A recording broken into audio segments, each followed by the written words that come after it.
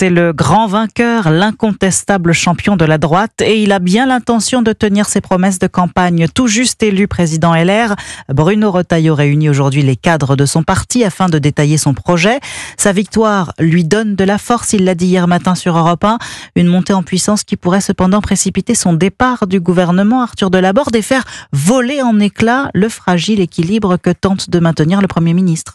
S'il s'était déjà affirmé comme l'homme fort du gouvernement, en contrôlant son parti, Bruno Retailleau s'impose désormais comme une ancre indispensable de l'exécutif, confortant sa position à droite et plus largement au sein du bloc central. Mais cette victoire a un prix, plus son influence grandit et plus ses exigences vont suivre. Et s'il devait quitter le gouvernement, ce qui semble inévitable à terme, c'est tout l'édifice de François Bayrou qui risque de vaciller. Avant-hier, le président du MoDem a salué la victoire de son ministre, soulagé peut-être, mais aussi certainement inquiet. En effet, la ligne de fermeté porté par Bruno Retailleau, adversaire déclaré du en même temps, crispe au sein du camp présidentiel. Certains députés macronistes appellent d'ailleurs à sa démission. En parallèle, après avoir échoué à prendre la tête de LR, Laurent Wauquiez guette le moindre faux pas pour tenter de reprendre la main. Ainsi, les lignes de fracture devraient se creuser au fur et à mesure que les échéances électorales se rapprochent.